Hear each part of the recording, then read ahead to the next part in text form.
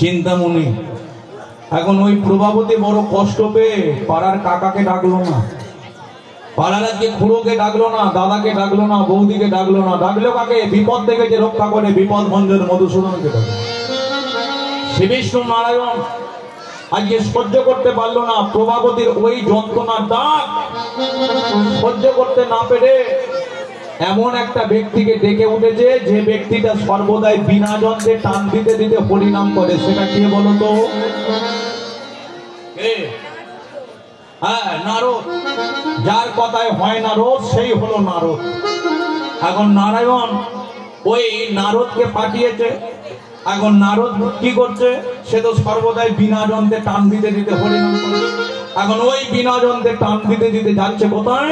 নারায়ণের কথা মতো প্রভাবতীকে বাঁচাবে, তার আশ্রমেতে নিয়ে যাবে। ওই আজকে বিনা যন্ত্রে টান দিতে দিতে যমুনার তীরে কদমের মূলে বংশী বাজায় ঘন যমুনার তীরে কদমের মূলে বংশী বাজায় ঘন যমুনার তীরে কদমের মূলে বংশী বাজায় ঘন যমুনার তীরে কদমের মূলে বংশী বাজায় ঘন নারদ ঋষি বাজায় বিনা, নারদ ঋষি বাজায় বিনা,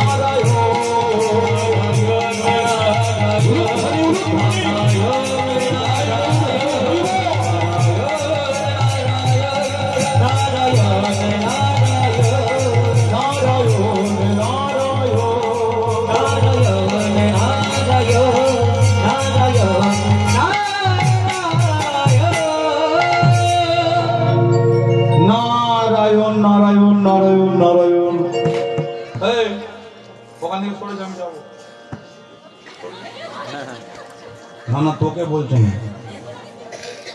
মানে দেবরাজ ইন্দ্র নারদকে বলছে গিয়ে তো রাস্তা কাটতে জানিছি। এখন ইন্দ্র বলে কিনা এখানে সরে যাও, আমি যাবো তো। নারদ বলে কিনা কোথায় যাবে? কাকে টানতে টানতে নিয়ে যাচ্ছ? বলে ত্রিপুরাসুরের স্ত্রী প্রভাবতীকে টানতে টানতে নিয়ে যাচ্ছি। কেন? বলে পেটের মধ্যে বাচ্চা আছে, নিয়ে যাচ্ছে আমার আশ্রমে, জন্ম দিলে গলা টিপে মেরে দেবো। হ্যাঁ, আরে কিন্তু দেখতে শুনতে ভালো, উর্বশী মেনকার মতো নৃত্য দেখবো।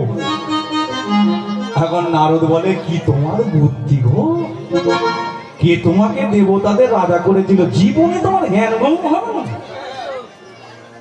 একটা মা কষ্ট করে সন্তানের জন্ম দেবে, তুমি তার গলা টিপে মেরে দেবে? তবে একটা কথা বলতে পারি, যাকে তুমি টানতে টানতে নিয়ে যাচ্ছ সে হলো পরম হরিভক্ত, পরম কৃষ্ণ ভক্ত। এখন বলার সাথে সাথে চুলের মুঠিটা ছেড়ে দিল। প্রভাবতী বলে বললো, এই যে না না, কি ব্যাপার, তুমি এসেছো কেন? না না, তোমাকে বলছি না, তুমি তো খোল ফাটা। এখন প্রভাবতী বলছে কেন তুমি এসেছো? নারদ বলে কিনা তোমাকে বাঁচাবো বলে এসেছে। প্রভাবতী বলে বাঁচিয়ে কি হবে, মরে গেলে তো ঝামেলা ঢুকে যাবে। স্বামীটা মরে গেল, ছেলেটাও মরে গেল। নারদ বলে কিনা তুমি ভাবলে কি করে, পেটের ভেতরে ছেলে আছে তুমি ভাবছো মরে গেছে? তবে একটা কথা বলে দিচ্ছি শোনো, আমার হাতটা ধরো, আমার আশ্রমে চলো। বলে কেন? যদি আমার আশ্রমে গিয়ে ছেলেটা মরে জন্ম নেয়, আমি কথা দিচ্ছি মরা ছেলেকে বাঁচিয়ে ফিরিয়ে দেবো, গ্যারেন্টি। প্রভাবতী বলে কিনা মরা ছেলেকে বাঁচিয়ে দেবে, এত পাওয়ার। নারদ বলে কিনা এই পাওয়ার একমাত্র আমারই আছে। তার মানে বলে 33 কোটি দেব দেবী যদি 220 হয়, আমি 440 হাই ভোল্টেজ ডবল পাওয়ার। বলে সেটা বুঝলাম না, 33 কোটি দেব দেবী সবাই হলো দেবতা, আর আমি কি আগে দেবতা তারপরে ঋষি দেবর্ষি?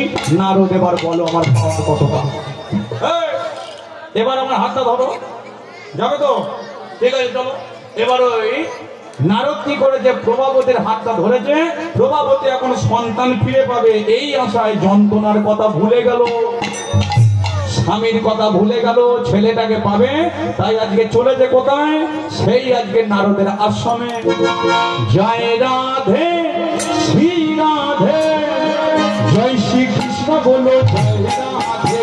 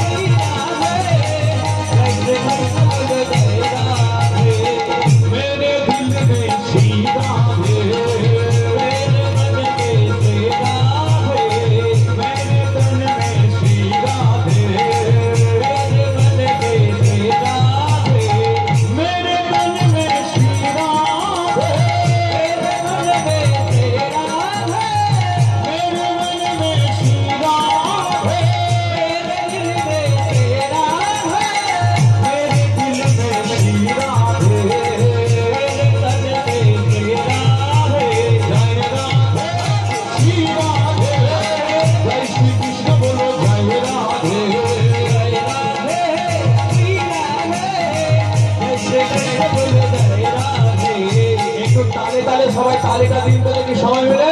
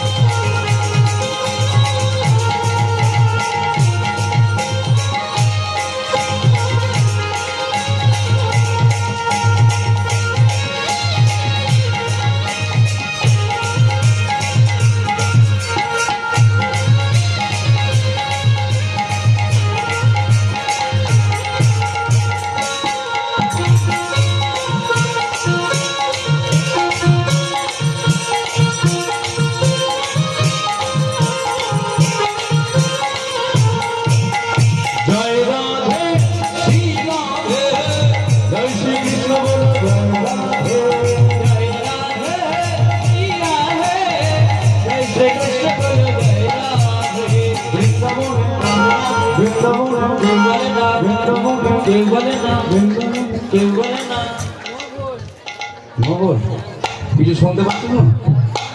আজ একটা কথা বলি, আপনারা গত পরশু দিন থেকে শুনছেন বৃন্দাবনে যেতে গেলে কার নাম করে?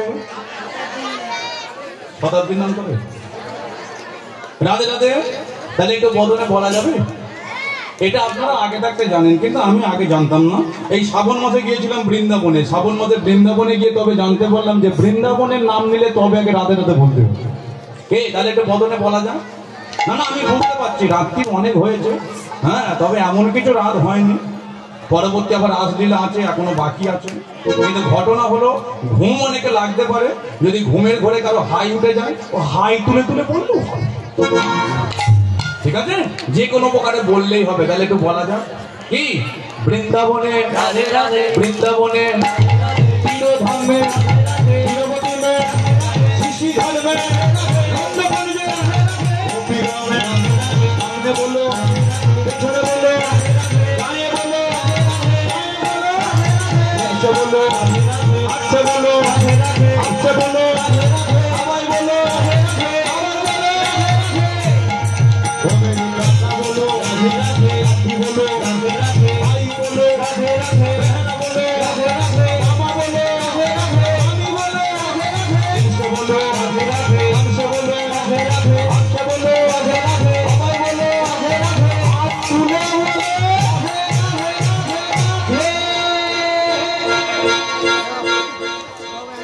ব্যাপার, হাতগুলো সব নেমে গেল কেন? খুব ব্যথা হচ্ছে? একটু তুলে রাখলে কি খুব অসুবিধা হবে? ভাগ্নেপতি ক্যামেরাটা ঘুরিয়ে দে।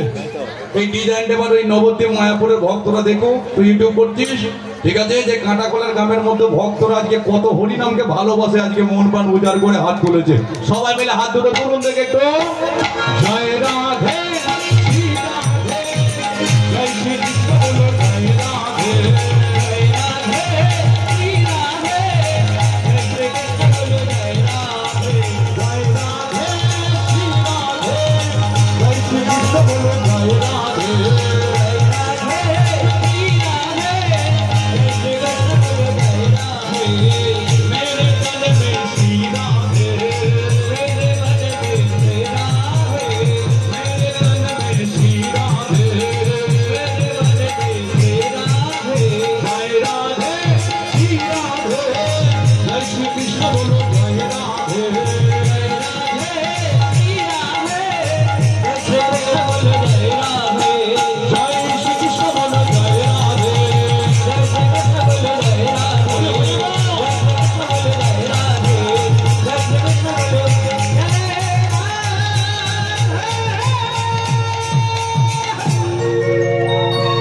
बोले एक बार वृंदावन धाम की, राधा माधव की, এবারে যাব কি? না কি বলছো, যাও না? এখনো থাকবো? ছেলেটাকে জন্ম দেবে না? না না, প্রভাপতি নারদকে বলছো। বলে এবার যাব কি? বলে আনন্দ পাচ্ছ? বলে কি আনন্দ যে পাচ্ছি বলে বোঝাতে বলুন। এখন প্রভাপতি কি করলো? নারদের আশ্রমেতে এলো। এখন ওই নারদের আশ্রমেতে এসে প্রভাপতি নারায়ণের শুধু সেবা যত্ন দেয়। নারায়ণের সেবা যত্ন দিতে দিতে একটা কথাই শুধু বলে যে প্রভু, আজকে আমাকে একটা হরিভক্ত কৃষ্ণ ভক্ত সন্তান তুমি দাও। নারায়ণ কি করলো? প্রভাপতির ভক্তি আর বিশ্বাস দেখে আজকে বলে বললো ঠিক আছে, আমি তোমাকে সন্তান দেব। কারণ প্রভাপতি জানে যে ভগবানই পারে একমাত্র আমার সন্তানটাকে বাঁচিয়ে দিতে। কারণ সে আছে বলে সুন্দরভাবে আজকে পৃথিবীটা চলছে। কারণ সে যদি না থাকতো পৃথিবী আজকে চলতো না।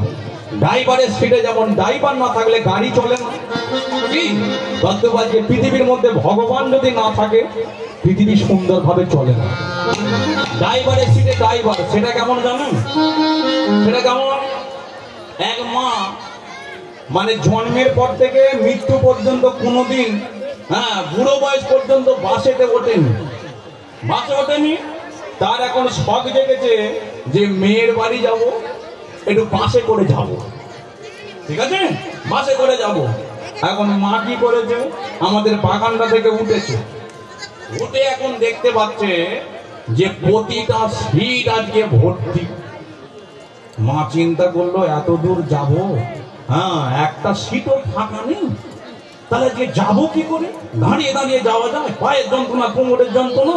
এখন মা তো চারিদিকে দেখতে দেখতে একটা সিট এখন ফাঁকা পেয়েছে। সেটা কোনটা জানেন?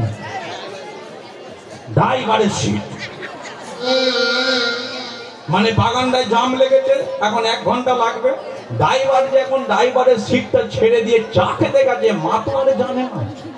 মা বলে কিনা তোরা পিছনে বসেছিস, আমি সামনে বসবো। এখন সামনে সিট ফাঁকা, সেখানে গিয়ে বসেছে। এখন কিছুক্ষণ পরে জাম কেটে গেছে। ড্রাইভার এসে বলে কিনা মা এবার ওঠো, জাম কেটে গেছে। মা বলে কিনা তুমি কে? বলে আমি ড্রাইভার। বলে তুমি ড্রাইভারে হোক আর যেই হোক, আমি সিট পেয়েছি, সিট তো আমি ছাড়বো না। সিট পেয়েছি, সিট ছাড়বো না। মা বলে কিনা এটা আমার সিট। হরি বল। ড্রাইভার বলে এটা আমার সিট। মা বলে কোথায় তোমার নাম লেখা আছে দেখো। বলে নাম লেখা নাই থাক, এখানে আমি যদি না বসি গাড়ি যাবে না। মা বলে কেমন ড্রাইভার হয়েছে, পিছনের সিটে বসে গাড়ি চালাতে পারে? তাহলে বোঝা গেল ড্রাইভারের সিটে যদি ড্রাইভার না থাকে, এবার বলো গাড়ি যাবে? আজকে ভগবান ভক্তদের মাঝে আছে, সেই জন্য ভক্ত সুন্দরভাবে জীবন যাপন কিন্তু করতে পারছে। বলি একবার রাধা মাধব কি। নারায়ণের কৃপা হলো, ওই নারদের আশ্রমের মধ্যে একটা সন্তান জন্ম দিল।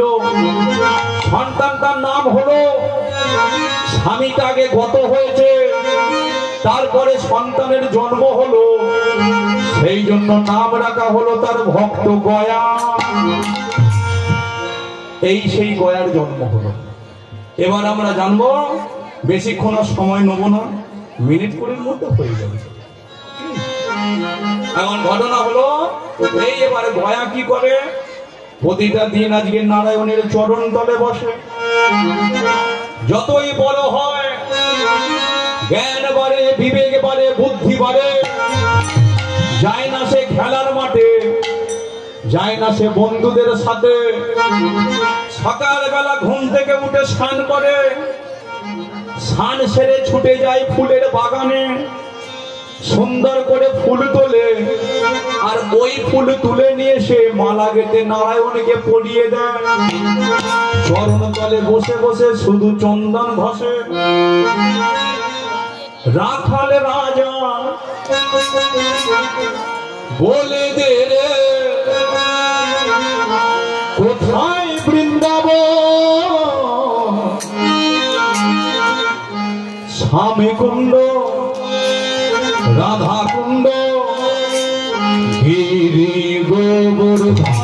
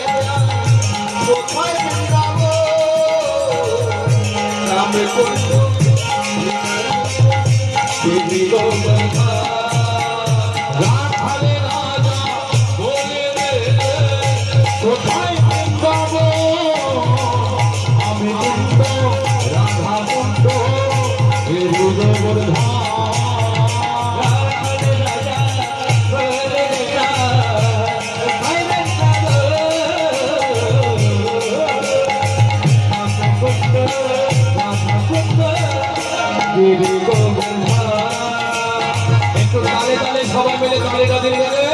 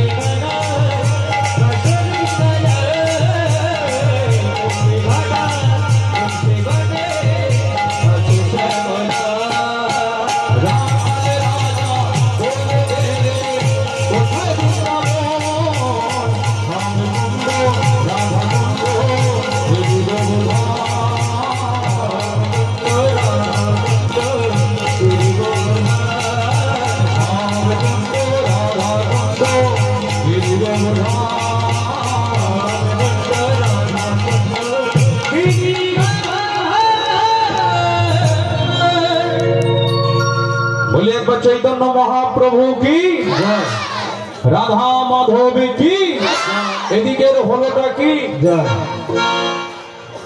না না, এদিক বলতে কোন দিক? মানে গয়া কি করছে, আস্তে আস্তে বড় হচ্ছে। এখন এইভাবে বড় হতে হতে নারদের আশ্রমের মধ্যে এলো একদিন একটা গুরুদেব। এলো গুরুদেব। এখন দেখবেন গুরু অনেক ধরনের হয়, একটা হয় সৎগুরু আর একটা হয় অসৎগুরু। কথায় আছে, সৎগুরু পাইয়ে ভেদ না বাড়াইয়ে জ্ঞান করে উপদেশ, জব কৈলাসে ময়লা ছোটে আগ করে প্রবেশ। কয়লাকে দেখতে কেমন সাদা, তো ও কালো, কয়লাকে দেখতে কালো, কিন্তু ওই কয়লাকে যদি একবার আগুনে ফেলে দেওয়া যায় পুরো সাদা হবে। তো কি তদ্রূপ আমাদের আজকে চুলে ময়লা পড়ছে, নামি দামি কোম্পানির শ্যাম্পু ব্যবহার করছে, আজকে শরীরে ময়লা পড়ছে, সাবান ব্যবহার করছি, বডি ওয়াশ করছি, দাঁতে ময়লা পড়ছে, ব্রাশ করছে, কিন্তু বলো তো তোমার অন্তরের ভেতরে যে কালো কালো কয়লার মতো দাগগুলো লেগে আছে, কোন সাবান শ্যাম্পু দিয়ে আজকে পরিষ্কার করবে? মনের মধ্যে লেগে আছে কি রাগ, হিংসা, অহংকার, এর মুখ দেখবো না, ওর মুখ দেখবো না, এর ছায়া মারাবো না, সকালবেলা উঠলে মুখ যেন 12টার পায়। ও কয়লার মতো ময়লা তোমার অন্তর থেকে যতদিন না যাবে, ভগবান তোমার অন্তরে কোনোদিন কৃপা আসবে। হ্যাঁ, ওই লাইফ বইতে হবে। তাহলে গুরু যেমন আছে, শিষ্য তেমন আছে। গুরু যদি সৎ হয়, শিষ্যরাজকে গুরুদেবের দ্বারাতে ভগবান দর্শন হয়।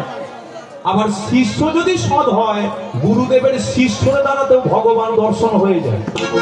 তাহলে গুরু যেমন শিষ্য তেমন, সেটা কেমন জানেন? তাহলে একটা ঘটনা বলি। এক গুরুদেব একদিন একটা শিষ্যর বাড়িতে এসেছে, জানিস? শিষ্যর বাড়িতে এসে একটু আসতে শিষ্যর বাড়িতে এসেছে, এসে বলছে, হ্যাঁ রে পঞ্চা, পঞ্চা ভালো আছিস? খুব ভালো। যাক, তোর কত উন্নতি হয়েছে বল। এখন পঞ্চা কি করেছে, গুরুদেব এসেছে, চরণ টরণ ধৌত করে দিয়েছে, বলে গুরুদেব বিশ্রাম করুন। এখন পঞ্চা কি করেছে, গুরুদেবের সেবা হবে, ফুলকো ফুলকো লুচি করেছে, হ্যাঁ মিষ্টি করেছে, আলু কথা করেছে। এখন এই করতে করতে দুপুরবেলা গুরুদেব সেবা করেছে। সেবা করার পরে এখন গুরুদেব সে কি করেছে, ঘুরে ঘুরে এখন দেখছে, বলে আমার শিষ্যর কি উন্নতি হয়েছে। বিকালবেলা বাড়ি যাবে, গুরুদেব কি করেছে, পঞ্চাকে ডেকে উঠেছে, পঞ্চা না না একবার শোন, শোন না, বাড়ি যাচ্ছি। হ্যাঁ ভালো থাকিস। না না 10 টাকা দিতে হবে না, তবে একটা কথা বলি শোন, তোর যা উন্নতি হয়েছে বাপরে। এখন যেই বলে যে উন্নতি হয়েছে, বলে কেন গুরুদেব? বলে তোর একটা ছোট রেডিও ছিল, আজকে দেখছি এলইডি টিভি। পঞ্চা বলে কেন গুরুদেব, সব আপনার চরণের গুণেই হয়েছে। গুরুদেব বলে, হ্যাঁ রে পঞ্চা, তোর তো একটা টালির চাল ছিল, আজকে দেখতে পাচ্ছি 2 তলা বাড়ি। পঞ্চা বলে কিনা গুরুদেব, আপনার চরণের গুণেই হয়েছে। এখন গুরুদেব বলে, হ্যাঁ রে তোর তো একটা তক্ত বসছিল, আজকে দেখতে পাচ্ছি ডায়মন্ড কোম্পানির আজকে বক্স খাট। পঞ্চা বলে, গুরুদেব আপনার চরণের গুণেই হয়েছে। এবার বারবার যখন বলছে চরণের গুণেই হয়েছে, গুরুদেব বলে, পঞ্চা শোন, একটা কথা বলে যাবার শোন, আমার যখন চরণের গুণে তোর এত উন্নতি, তাহলে তোর ঘরে যা মালপত্র হয়েছে সব টেনে বের কর, আমি নিয়ে চলে যাই, তোমার গাড়িতে বেরো দে। পঞ্চা মনে মনে চিন্তা করছে, গুরুদেব বলেছে আর না দিয়ে থাকা যায়? পঞ্চা তো সরল সাদা শিখে, সে কি করেছে, বলে গুরুদেব যদি অভিশাপ টভিশাপ দিয়ে দেন। পাড়ার 5টা ছেলেকে ডেকেছে, ডেকে এখন বলছে, এই টিভিটাকে খুলে দে। মানে ঘরেতে যা কিছু ছিল সব খুলে গুরুদেবের গাড়িতে বেঁধে দিয়েছে। এখন গাড়িতে বেঁধে দিয়েছে, গুরুদেব বলে কিনা, দেখেছো আমার শিষ্য কি ভালো, কি ভালো। যেই দেখেছে সব বেঁধে দিয়েছে, গুরুদেব এবার পঞ্চাকে বলছে, ভালো থাকে, এবার আসি। ওটা পঞ্চা মেশো, ও পঞ্চা ভেতরে, এবার আমি আসি। পঞ্চা বলে কিনা, গুরুদেব একটু দাঁড়ান। গুরুদেব বলে কেন রে, দাঁড়াবো কেন? পঞ্চা বলে কিনা আর একটা জিনিস বাকি আছে। গুরুদেব মনে মনে ভাবছে আমার শিষ্য কি ভালো গো, এত কিছু দিয়েছে আরো কিছু দেবে। এইরকম শিষ্য যদি আমার গোটা কত থাকে সারা বছর অভাবটা চলে যাবে। গুরুদেব দেবার গাড়িতে বসে আছে, মনের আনন্দে আরো কিছু মালপত্র আছে। পঞ্চা কি করেছে, ঘরের ভেতর থেকে একটা ধারালো চকচকে ঝকঝকে কাটারি বের করে আনছে। কাটারি বের করে আনছে। এবার কাটারিটা যখন আনছে, গুরুদেব গাড়িতে বসে থেকে দেখে দেখতে পাচ্ছে, বলে দেখেছো পঞ্চা কি ভালো, তবে কাটারিটাও আমাকে দিয়ে দেবে, কাটারিটাও দিয়ে দেবে। এবার পঞ্চাদশের আগের বসে কাটারিটা আনছে, এনে যেই গুরুদেবের সামনেতে দাঁড়িয়েছে গেটের বাইরে, গুরুদেব জিজ্ঞাসা করছে, ওই আরে তোর কাটারিটাও দিয়ে দিবি, এটাও রাখবি না? পঞ্চা তখন বলে এটা আর দেবো না। বলে কে তো রেগে গেলি কেন, কি করবি এটা দিয়ে? বলে এটা দিয়ে একটা জিনিস নেব। এখন যেই বলেছে একটা জিনিস নেব, গুরুদেবের এদিকে থরথরানি শুরু হয়ে গেছে। বলে কি নিবি? পঞ্চা বলে গুরুদেব আমার ঘরে যা মালপত্র হয়েছে আপনি সব নিয়ে চলে যান, কোনো আমার দুঃখ নেই, কিন্তু আপনার চরণ দোকান আমার দিকে বাড়িয়ে দিন। আপনার চরণ দোকান আমার দিকে বাড়িয়ে দিলে কাটারি দিয়ে কেটে ঘরে রেখে দেবো। আপনার চরণ যদি আমার ঘরে থাকে, আপনার চরণের গুণে আবার আমার উন্নতি সব কিছু হয়ে যাবে। এখন গুরুদেব বলে পঞ্চা তোর সব রেখে দে, আমি চলে যাই। বোঝা গেল? তার মানে গুরু যেমন আছে শিষ্য তেমন আছে। এ হলো অসৎ গুরু। এই অসৎ গুরুকে ধরলে শিষ্যর জীবনে কোনোদিন ভগবান দর্শন হবে না। সদ্গুরুকে ধরতে হবে। সদ্গুরু সেই হবে যে আজকে শিষ্যর বাড়িতে এসে বলবে যে বৎসরে আমি দুবার তোর বাড়িতে আসবো, তুই আমাকে কি দিবি কি না দিবি ওটা আমি দেখব। কিন্তু একটা কথা বলে দিচ্ছি, আমি তোকে যেটা দিয়ে যাব সেটা তুই কেমন করে মানুষের মতো মানুষ করছিস ওটা দেখবো, আর আমি তোকে আশীর্বাদ করে বাড়িতে চলে যাবো। এবার গুরুদেব ওই নারদের আশ্রমেতে এলো। নারদের আশ্রমেতে এসে, আর ওই নারদের আশ্রমেতে এখন ওই নারদের আশ্রমেতে এসে গয়াকে কৃপা করছে। এখন প্রভাবতীকে, সে তো বয়সটা বেশি হয়েছে, সে একদিন মারা গেছে। নারদকে বলে বলল যে নারদ এ পরম হরিভক্ত হবে, পরম কৃষ্ণ ভক্ত তৈরি হবে, আশীর্বাদ করলো। সেটাই হলো গুরুদেবের কৃপায় ওই গয়া যত বড় হয় নারায়ণের চরণ তলে বসে। রাধে কৃষ্ণ গোবিন্দ গোপাল গো, রাধা রমণ হরি হরি হরি গো। রাধে কৃষ্ণ গোবিন্দ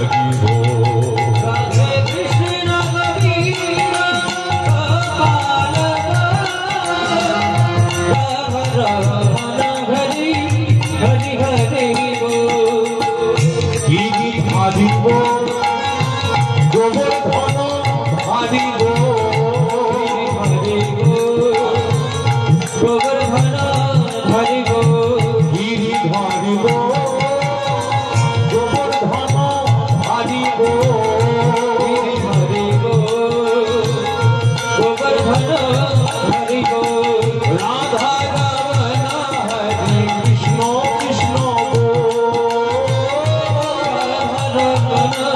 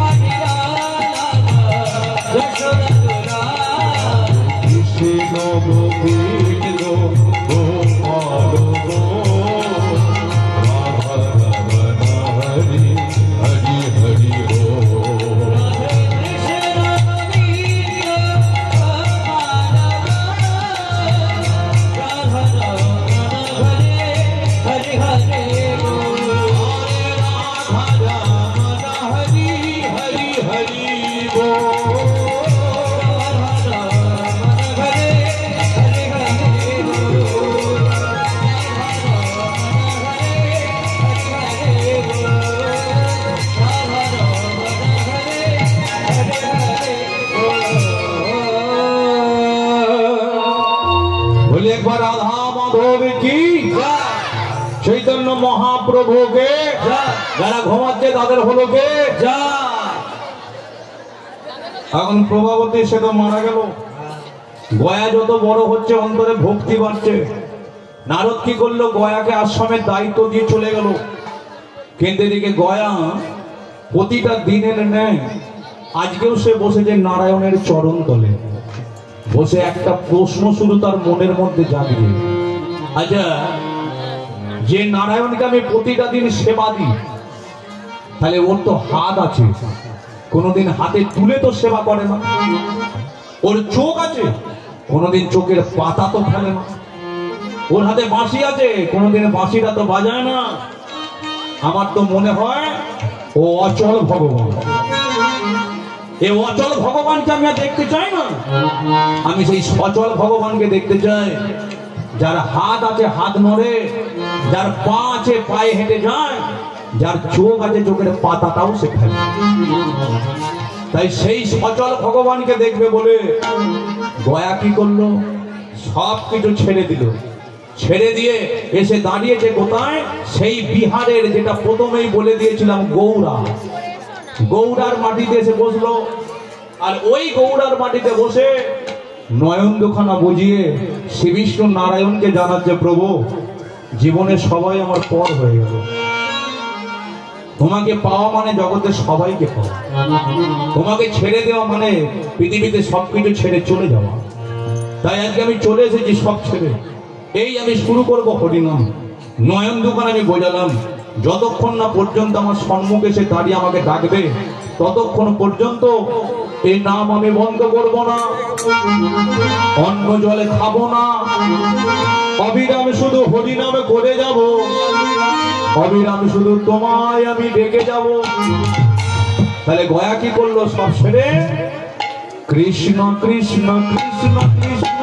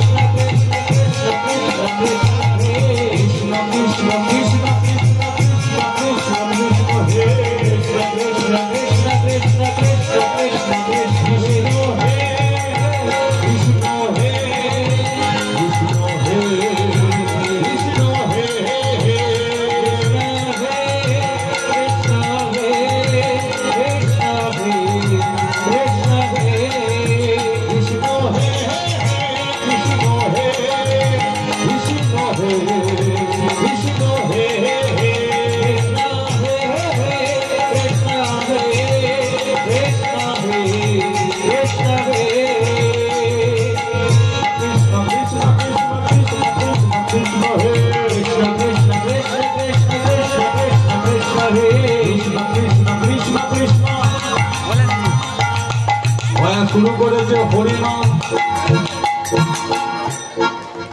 এমন করছে বদনে হরিনাম যার বদনের হরিনামে গিয়ে ধাক্কা মারলো একমাত্র 33 কোটি দেবী দেবী যেখানে থাকে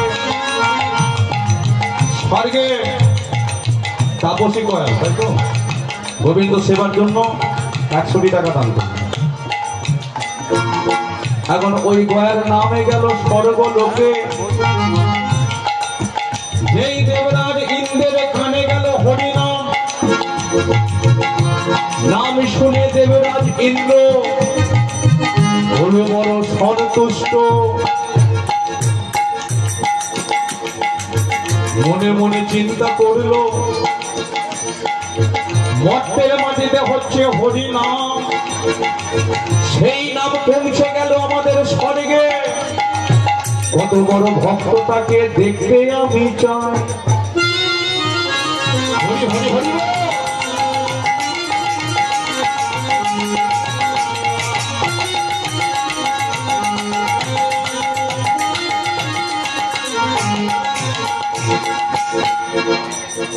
দেবরাজ ইন্দ্রের পাশে থাকে কে? কে থাকে? দেবরাজ ইন্দ্রের পাশে থাকে শচী। শচীকে ডেকে বললো যে শচী, মর্তের মাটিতে যেতে হবে। কেন না, এক ভক্ত এমন হরিনাম করছে যার বদনের নাম আমাদের ইন্দ্রলোকে ধাক্কা মেরে যাবে, সেই ভক্তকে দর্শন করতে চায়। চলো শচীরে সঙ্গে করি ইন্দ্র লোক ছাড়ি, শচীরে সঙ্গে করি ইন্দ্র লোক ছাড়ি, তুমি তো গয়াসুরের কাছে, তুমি তো গয়াসুরের কাছে, যার হরিনামে গেল ব্রহ্মলোকে। ব্রহ্মলোকে কে থাকে? সৃষ্টিকর্তা ব্রহ্মা। এখন তার পাশে কে থাকে? সাবিত্রী। এখন ব্রহ্মা মনে মনে চিন্তা করলো যে মর্তলোকে এত বড় ভক্তেও আজ হরিনাম করছে, সেই নাম আমাদের ব্রহ্মলোকে পৌঁছে গেল। কত বড় ভক্ত, তাকে আমি দর্শন করতে চাই। এবার এই ব্রহ্মলোক থেকে আসছে, গয়াকে দর্শন করবে বলে, কিন্তু কাকে নিয়ে আসছে? সাবিত্রী সঙ্গে করি ব্রহ্মলোক ছাড়ি, সাবিত্রী সঙ্গে করি ব্রহ্মলোক ছাড়ি, সাবিত্রী সঙ্গে করি ব্রহ্মলোক ছাড়ি, সাবিত্রী সঙ্গে করি ব্রহ্মলোক ছাড়ি। তুমি তো গয়াসুরের কাছে, তুমি তো গয়াসুরের কাছে,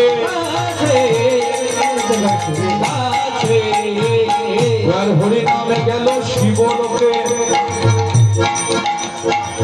এই শিবলোকে কে থাকে? শিবলোকের শিব থাকে। তো তোর এত চিন্তা কেন? সংসার করেছিস, করেছিস তো, তাহলে এত চিন্তা কেন? আচ্ছা নয়, এখন ওই গয়ার বদনের নাম গেল শিবলোকে। এখন শিবলোকে কে থাকে? শিব আর পার্বতী। পার্বতী মায়ের কানে পৌঁছে গেল গয়ার হরিনাম। এখন পার্বতী মা মনে মনে চিন্তা করলো, কত বড় ভক্ত আছে যে মর্তের মাটিতে বসে বসে হরিনাম করছে, সেই নাম আমাদের শিবলোকে। আমি সেই ভক্তকে দর্শন করতে যাই, ওই ভক্তকে দর্শন করলে জীবন আমার ধন্য হবে। পার্বতী মা ছুটে গেল কোথায়? ভোলানাথের কাছে। এখন ভোলানাথের কাছে গিয়ে প্রভুকে বলছে, ও প্রভু, প্রভু। যেই পার্বতী মা দেখেছে এখন ভোলানাথ কি করছিল সর্বদাই বসে বসে, ওই আজকে বসে বসে হরিনাম করছিল। কিন্তু পার্বতী মা বলে উঠলো, প্রভু একবার জাগো। ভোলানাথ বলে, কি হয়েছে, চিৎকার করছো কেন? বলে, মর্তলোকে যেতে হবে। কেন? বলে, এক ভক্তকে দর্শন করতে। কি হয়েছে? বলে, সে ভক্ত মর্তলোকে বসে বসে এমন হরিনাম করছে যার বদনের হরিনাম আমাদের শিবলোকে ধাক্কা মেরেছে। এখন ভোলানাথ তো আগে থাকতে জানতো যে হরিনাম করছে। এখন সে ভোলানাথ পার্বতীকে ওই জায়গাতে যায়। পার্বতী বলে, প্রভু কেন যায় না? বলে, যে হরিনাম করছে ওকে আমি চিনি, ওকে জানি। পার্বতী বলে, তো কি হয়েছে? বলে, ওকেও চিনি, ওর বাপকেও চিনি। এখন যেই বলে তোর বাপকেও চিনি, বলে ওই জায়গায় গেলে ছেড়ে কথা বলবে? পার্বতী মা বলে কিনা কেন তুমি কি করেছো নাকি? বলে ওর বাবাকে আমি তো মেরে দিয়েছি। এবার ও যদি জানতে পেরে যায়, চিনতে পেরে যায়, ছেড়ে কথা বলবে? পার্বতী বলে কিনা সবাই তো গেল, একবার মাঠটার দিকে তাকিয়ে দেখো কেউ আর আছে? ভোলানাথ চারিদিকে তাকিয়ে দেখছে স্বর্গ সব ফাঁকা, স্বর্গে আর কেউ নেই। 33 কোটি দেব দেবী চলে গেছে মর্তের মাটিতে। ভোলানাথ বলে আমি আর একা পড়ে কেন থাকি, তাহলে এবার চলো। এবার এই স্বর্গ থেকে আসছে কে? পার্বতী সঙ্গে করি শিব লোকধারী, পার্বতী সঙ্গে করি জয় গৌর হরে হরে বলো, পার্বতী সঙ্গে করি শিব লোকধারী, পার্বতী সঙ্গে করি শিব লোকধারী, জনিত গয়া সুরের কাছে, জনিত গয়া সুরের কাছে, জনিত গয়া সুরের কাছে। বলি একবার রাধা মাধব কি? 3.5 ঘন্টা হয়ে গেল আপনারা কীর্তন শুনছেন। এবার একটা প্রশ্ন করি, মন দিয়ে সব শুনছিল। ইন্দ্রলোক থেকে ইন্দ্র এলো গয়ার কাছে, ব্রহ্মলোক থেকে ব্রহ্মা এলো গয়ার কাছে, শিবলোক থেকে শিব এলো গয়ার কাছে। আচ্ছা, আর একটা লোক আছে, সেটা কোন লোক? আমি বলবো, ছোট লোক।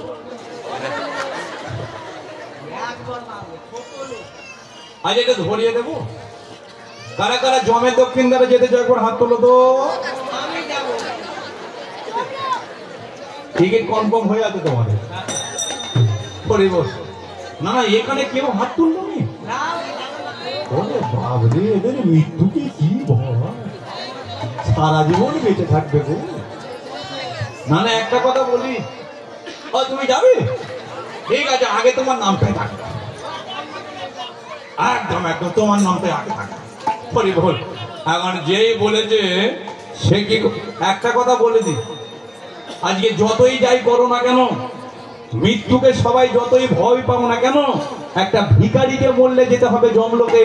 প্রধানমন্ত্রী, মুখ্যমন্ত্রী, রাষ্ট্রপতি তারাও একদিন মরবে, তাদেরকেও মরার পরে যেতে হবে জমলোকে। কোনো ছাড় নেই, সেখানে গিয়ে বিচার হবে। তুমি সারা জীবন কি করেছো? খেয়েছো না ব্যাং ব্যাং করে ঘুরেছো? হরিবাসরে বসে মন দিয়ে কীর্তন শুনেছো না ঘুমিয়েছো? একে অপরের সঙ্গে কথা বলেছো না চিন্তা করেছো? ঘরে গিয়ে বসো কি, ওই জমলোকে গিয়ে তোমার বিচার হবে। এবার গয়ার নাম গেছে কোথাও? জমলোকে। যমরাজ মনে মনে চিন্তা করলো যে প্রতিদিন সকালবেলা খাতা চলে আসে, চিত্রগুপ্ত খাতা নিয়ে আসে, কিন্তু আজকে এত বেলা হয়ে যাচ্ছে এখনো খাতা আসছে না। কি ব্যাপার, খাতা এখন আসছে না? আমি সকালবেলা মানুষের পাপ পুণ্যের বিচার করি। যমরাজ বলে কিনা দাঁড়াও একটু যাই, দেখি রাস্তায় কি হয়। এখন যমরাজ কি করেছে, যেই গেছে গিয়ে এখন দাঁড়িয়ে, কি ব্যাপার গালে হাত দিয়ে এত চিন্তা করছো? না না, ঘাড় ঘোরানো দরকার নেই, এখানে কথা বলছি। মানে যমরাজ দেখতে চিত্রগুপ্ত গালে হাত দিয়ে চিন্তা করছে। চিত্রগুপ্তকে বলে কি হয়েছে, এত চিন্তা কিসে? চিত্রগুপ্ত বলে চিন্তা হবে না। বলে কেন? মর্তলোকে এক ভক্ত এমন বসে বসে হরিনাম করছে, যার বদনের হরিনাম এসে ধাক্কা মেরেছে আমাদের এই জমলোকে। আর ওই হরিনাম শুনে জমলোকে যত পাপী তাপী ছিল, ওই ভক্তের হরিনাম শুনে সবাই উদ্ধার হলো, উদ্ধার হলো, উদ্ধার হলো, উদ্ধার হলো, হরি হরি হরি বলে উদ্ধার হলো, হরি হরি হরি বলে উদ্ধার হলো, উদ্ধার হলো, উদ্ধার হলো। আচ্ছা, এই যে হরিনামটা শুনছেন, হরিনামটা কার নাম? হরিনামটা কার নাম? আপনাদের নাম, কমিটির নাম না আমাদের নাম? যিনি হরি তারই নাম। কিন্তু ঘটনা হচ্ছে আর কতক্ষণ হবে, আর কতক্ষণ হবে? এবার বন্ধ করলে হয় না? এখনো হবে, এখনো হবে না? এবার বন্ধ করলে হয় না? যদি না বন্ধ হয় তো অসুবিধা হয়ে যাবে। না না, আমার কথা বলছি না, যমরাজ নারায়ণের কাছে গিয়ে নালিশ জানাচ্ছে, বলে আর কতক্ষণ হরিনাম হবে? নারায়ণ বলে হরিনাম আর কতক্ষণ হবে মানে কি বলতে চাইছো? বলে মর্তলোকে এক ভক্ত এমন হরিনাম করছে যার বদনের হরিনাম আমাদের স্বর্গে এসে ধাক্কা মেরেছে। স্বর্গে 33 কোটি দেব দেবী চলে গেছে, সেই আজকে ভক্তকে দর্শন করবে, সন্তুষ্ট হয়েছে, আনন্দ পেয়েছে। আর ওই ভক্তের হরিনাম আজকে আমাদের যমলোকে যত পাপি টাপি ছিল শুনে সব উদ্ধার হয়ে গেছে। এখন যমরাজ নারায়ণকে বলছে হরিনামটা এবার বন্ধ করানোর ব্যবস্থা করুন। নারায়ণ বলে হরিনাম তো আমি বন্ধ করাতে পারবো না। কত বড় ভক্ত যে আজকে বদনে বসে বসে হরিনাম করছে, যার নাম শুনে স্বর্গ থেকে 33 কোটি দেবদেবী মর্তের বাড়িতে চলে যেতে পারে, যমলোকের পাপি দাবি উদ্ধার হয়ে যেতে পারে। আমি সেই জায়গায় গিয়ে ভক্তকে দর্শন করব।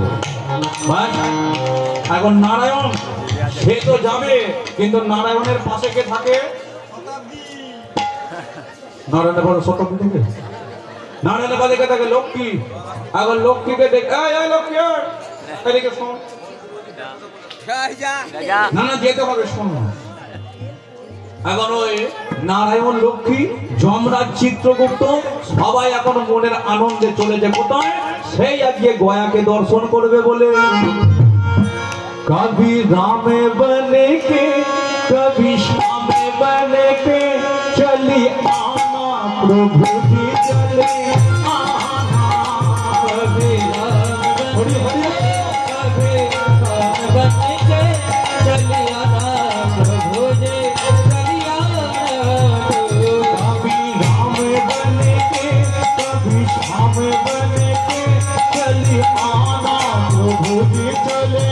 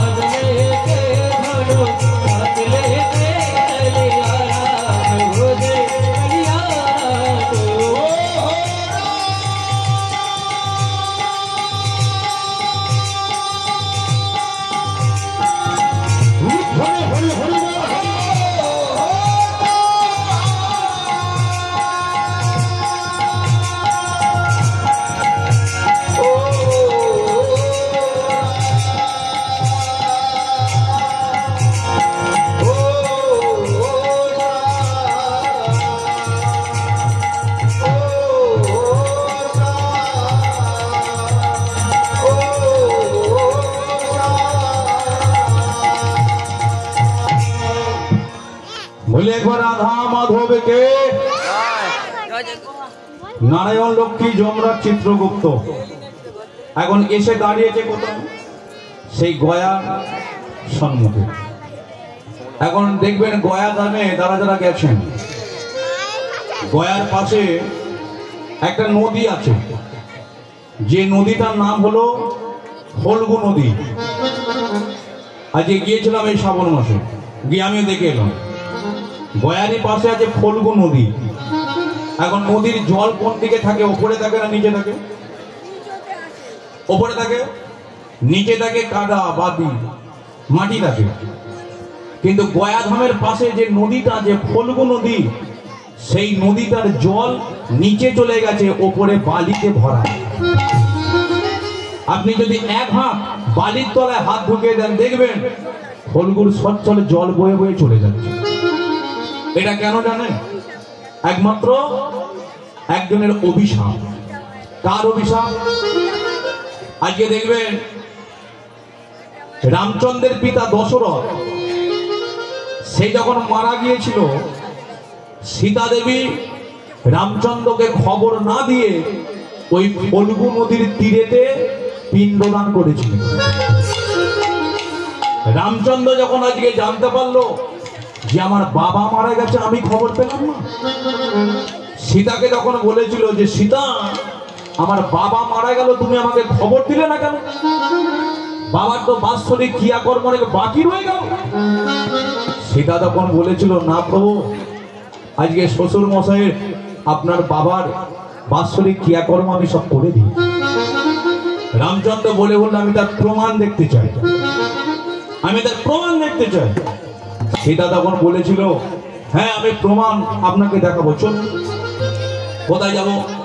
যে নদীর তীরে আমি পিণ্ডদান করেছি সেই জায়গায় নিয়ে যাবো, দেখিয়ে তবে আজকে বিশ্বাস করবো। সীতা কি করেছিল?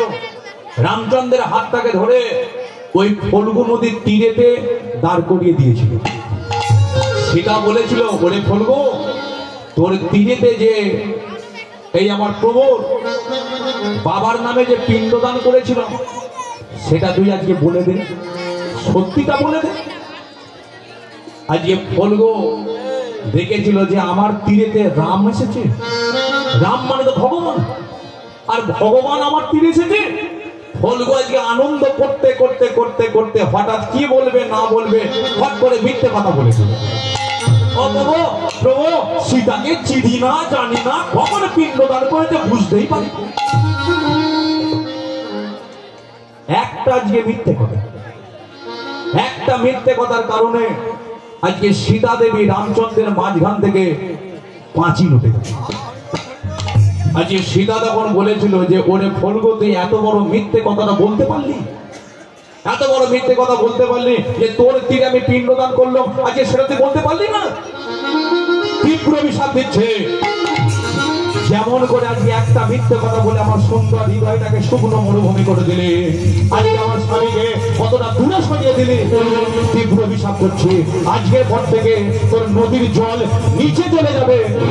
যেমন করে একটা মিথ্যে কথা বলে আমার এই সুন্দর হৃদয়টাকে আজকে শুকনো মরুভূমি করলে, ওই জলের উপরে মরুভূমি আজকে বালিতে ঢাকা পড়ে থাকবে, সেটা সারা জীবন তোকে হয়ে চলে যেতে হবে।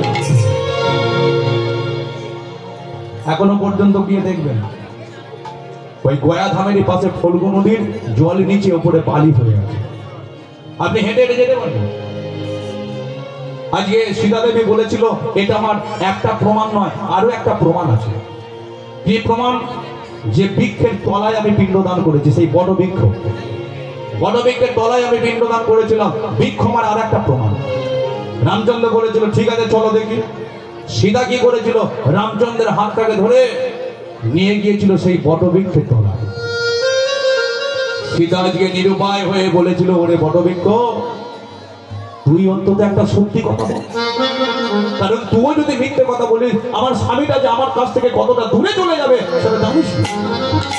আজকে আমার স্বামীকে সত্যি কথাটা বলে দে যে তোরই বৃক্ষের তলায় আমি পিণ্ডদান করে দিই।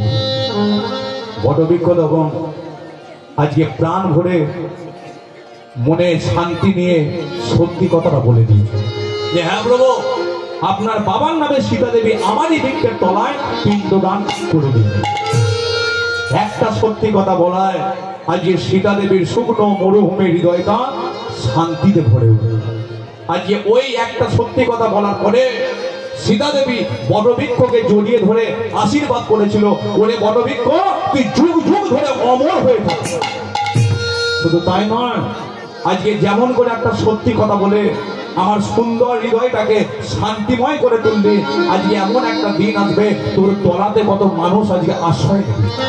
তোর তলায় যখন আশ্রয় নেবে তাদেরও এই সুন্দর হৃদয়টাকে এমন ভাবে শান্তিময় আরামদায়ক আজকে তুই করে দিবি। দেখবেন প্রচন্ড রোদে পথ চলছেন, আজকে একটা বটবৃক্ষের তলায় গিয়ে দাঁড়াবেন, আপনার শরীরটা ঠান্ডা হয়ে যাবে, আপনার শরীরটা বড় শান্তি পাবেন। কিন্তু একটা নারকেল গাছের তলায় গিয়ে দাঁড়াবেন, অন্যান্য বৃক্ষের তলায় গিয়ে দাঁড়াবেন, শান্তি কিন্তু পাবেন না, আরাম পাবেন না। কেন? কারণ এটা ছিল একমাত্র সীতা দেবীর প্রাণ ভরা আশীর্বাদ।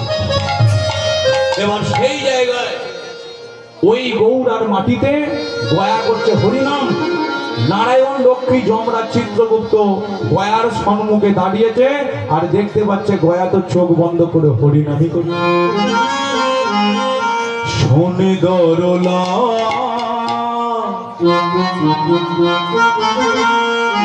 যশোদা দুলা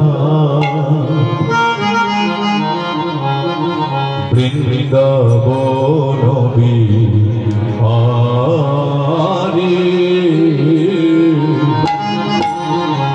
বৃন্দাবন বিহারী সুন্দরলা যশোদা দুলা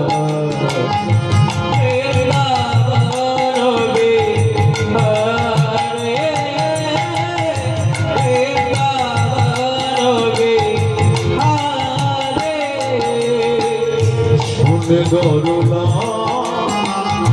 যশোদা দুলা বৃন্দাবন বিহারী বৃন্দাবন বিহারী সুন্দরলা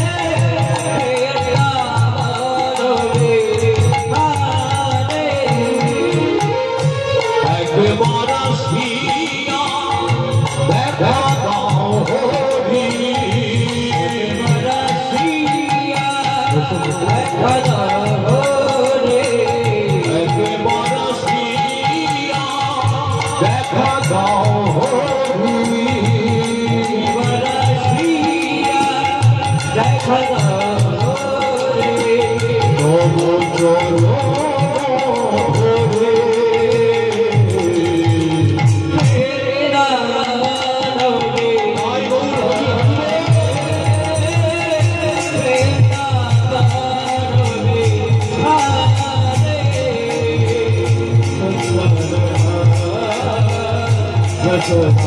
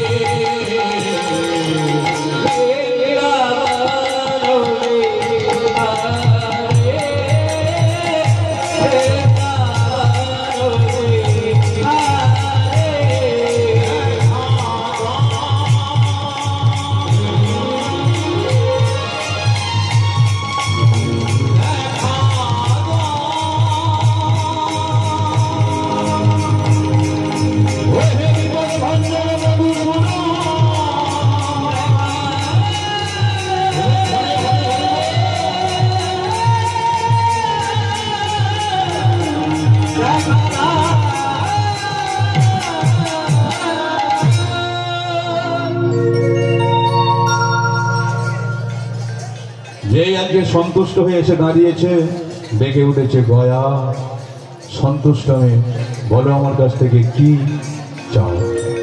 এখন যেই বলেছে কি চাও গয়া বলে বললো কিছু আমি চাই না, একটা জিনিসই চাই। যা কিছু দিয়েছিলে সবই তুমি দিলে, আনন্দ হাসি গান সবে তুমি নিলে। দিতে যদি পারো তুমি এই বরদান, তোমার ওই চরণে আমি যেন পাই।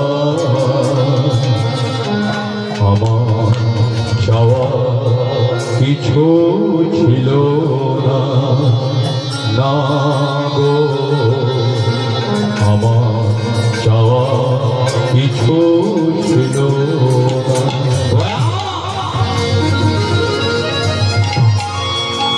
মৃত্যু আমি তোমাকে দেব না। শ্রী বিষ্ণু নারায়ণ কি করেছিল, কৃপা করে গয়াকে শিলামূর্তি ধারণ করে ওই জায়গাতে রাখলো, বলে বললো যুগ যুগ ধরে তুমি এখানে শিলামূর্তি ধারণ হয়ে থাকবে, ভারতবর্ষে লক্ষ লক্ষ ভক্তরা এই তীর্থস্থানে আসবে। তবে একটা কথা বলি, তীর্থে শুধু ভক্তকে একা দর্শন করবে এটা আমি চাই না, তীর্থে ভক্ত ভগবান একই সাথে থাকবে এটা প্রমাণ করার জন্য আমার একটা চরণ তোমার মস্তকে আমি দিয়ে দিলাম। তাই শ্রীকৃষ্ণ নারায়ণ কি করেছিল, একটা চরণ লেগেছিল গড়ি শিরে, আর একটা চরণ লেগেছিল কোথায়, ভক্ত গয়া শিরে। গয়াকে ধরিয়া দেব আলিঙ্গন করে, ভক্ত হরি হরি বলে, ভক্তের আর ভগবানের বিনোদ হইল, সর্বজনের প্রেমানন্দে কর হরি হরি বলো।